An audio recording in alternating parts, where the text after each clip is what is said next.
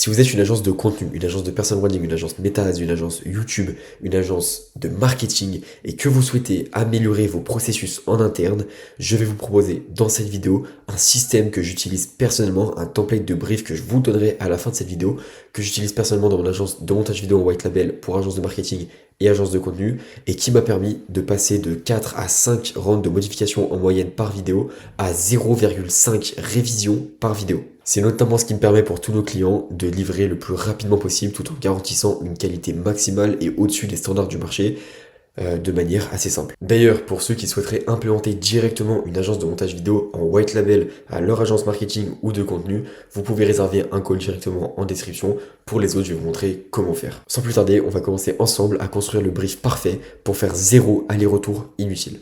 On va commencer par votre situation probable. Je suis quasiment persuadé à 100% que toutes les personnes qui vont regarder cette vidéo, si vous avez une agence de marketing ou une agence de contenu, que vous êtes dans cette situation. Dans un premier temps, vous envoyez les rushs à votre monteur avec un brief classique. Il va vous rendre une V1 assez rapidement, mais on va sentir dans la V1 qu'il a fait le minimum, il n'a pas fait le maximum, parce que il n'a pas compris trop vos attentes, et il veut pas trop s'investir dans la vidéo, parce il sait pertinemment qu'en fait, il y aura des modifications. Donc voilà, il va pas poser de questions, il va aller le plus vite possible pour être le plus rentable possible. La V1 est donc pas validée parce que elle ne vous correspond pas. Vous savez pertinemment que votre client ne validera pas. Vous n'êtes pas fier en fait. Vous avez honte entre guillemets. Vous pouvez avoir honte d'envoyer cette vidéo à votre client. Donc vous allez faire un cycle de modification avec lui. Il y a des fautes d'orthographe, etc. C'est horrible. Ensuite du coup, après 3 cycles en moyenne, ça c'est les chiffres du marché. Après 3 cycles en moyenne, vous avez perdu 3 jours avec des allers-retours infinis. Votre monteur est démotivé. Il veut plus travailler avec vous. Il est peut-être potentiellement énervé avec vous. Ça casse les relations et c'est horrible tout simplement. Donc il va vous rendre un rendu final au bout de 4, 5, voire une semaine pour une seule vidéo qui est potable, que vous allez envoyer à votre client qu'il va valider, mais il aurait pu faire beaucoup mieux. Il aurait pu faire littéralement 10 fois plus en 3 fois moins de temps si vous serez passé chez Flash Editing.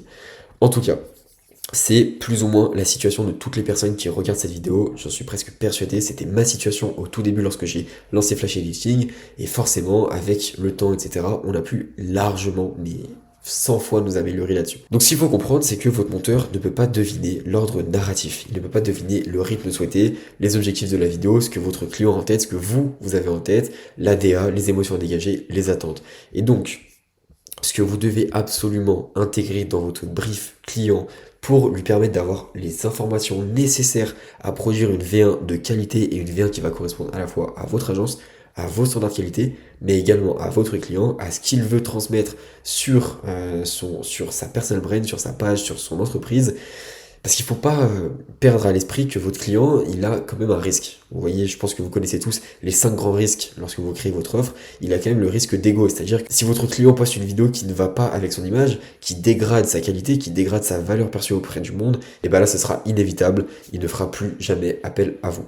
C'est donc très important de livrer à votre client des vidéos qui soient 10 sur 10, des vidéos qui soient masterclass, des vidéos qui soient 5 étoiles.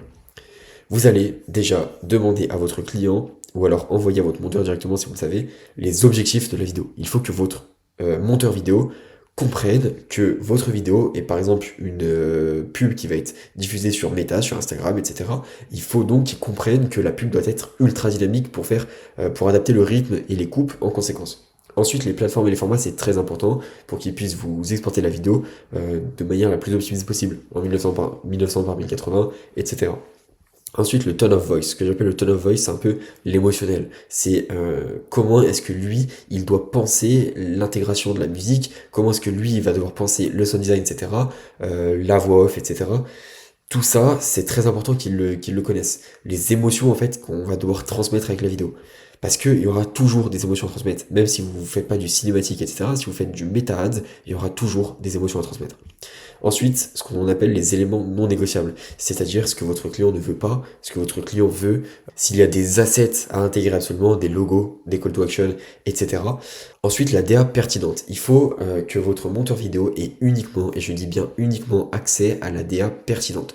Qu'est-ce que la DA pertinente? Déjà, qu'est-ce que la DA? On ne sait jamais. La DA, c'est la direction artistique, c'est un peu la charte graphique qu'on va donner au projet vidéo.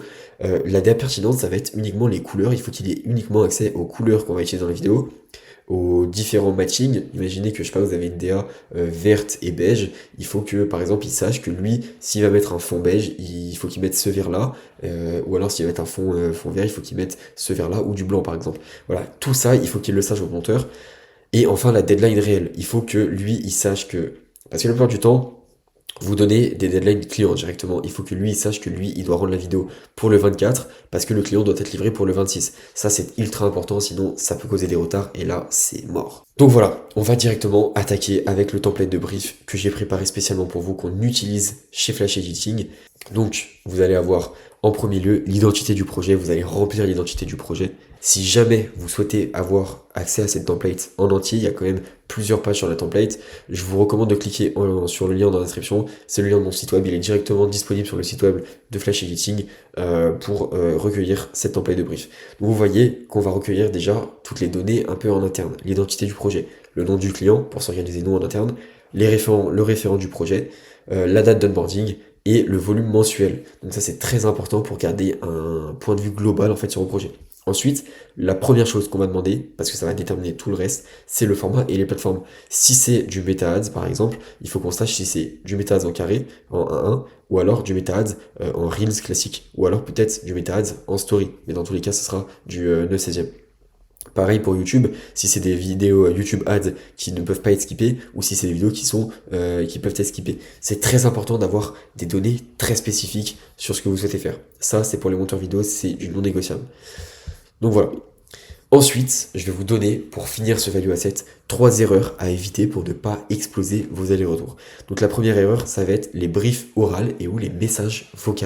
Il ne faut absolument pas que vous donnez à l'oral, que ce soit en call, en message vocal, en vidéo, en loom, en quoi que ce soit, les instructions en fait sur le projet. Tout simplement parce que votre monteur vidéo, si c'est un loom de 10 minutes, il va jamais le regarder, il va le regarder une fois et c'est tout.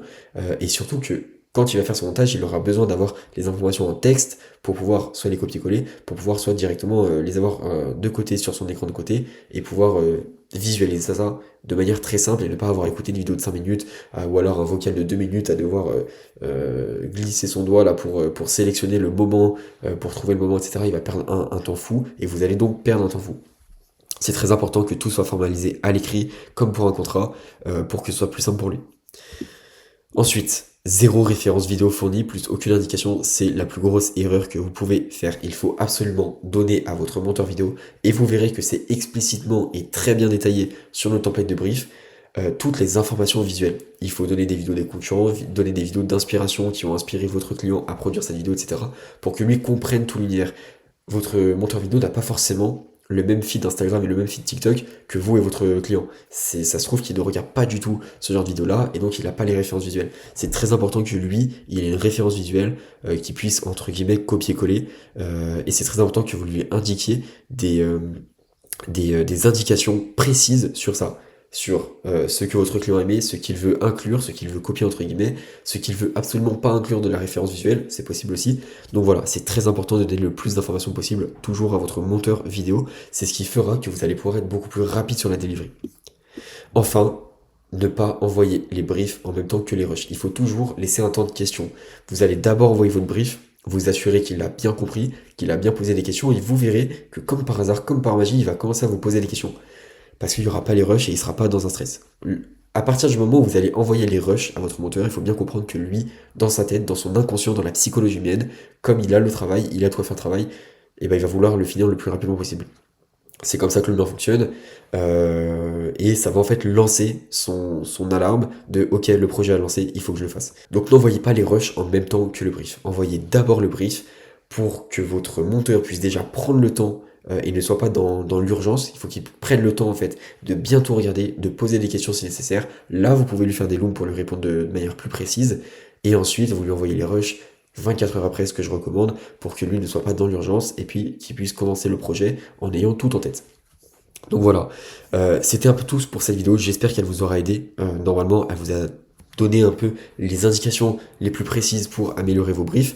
Vous avez le brief qui est totalement gratuit dans le lien en description. N'hésitez pas à cliquer dessus pour le copier. Faites bien une copie sur le document Goldoc, mais normalement vous êtes en lecteur sur le document pour le modifier à votre guise avec votre DA, etc. Si vous êtes resté jusqu'à la fin de cette vidéo, je pense qu'elle vous aura aidé. Pour les agences marketing et les agences de contenu, n'hésitez pas à réserver un call en description. C'est très important si vous souhaitez vraiment passer au niveau supérieur avec votre delivery en montage vidéo. Vous pouvez également regarder nos sites web et je vous rappelle qu'on vous proposera nos offres uniquement si on est persuadé qu'on peut réellement vous apporter quelque chose. Et ça, c'est une garantie de ma part. En tout cas, j'espère que la vidéo vous aura plu. J'espère que la vidéo vous aura aidé à formaliser le brief parfait. J'espère que vous allez voir dans les prochains jours des améliorations nettes. Et j'en suis persuadé en tout cas. N'hésitez pas à vous abonner à la chaîne YouTube parce qu'il y a beaucoup de value assets comme ça qui vont arriver sur les prochains jours pour répondre à des problèmes précis des agences de marketing et des agences de contenu.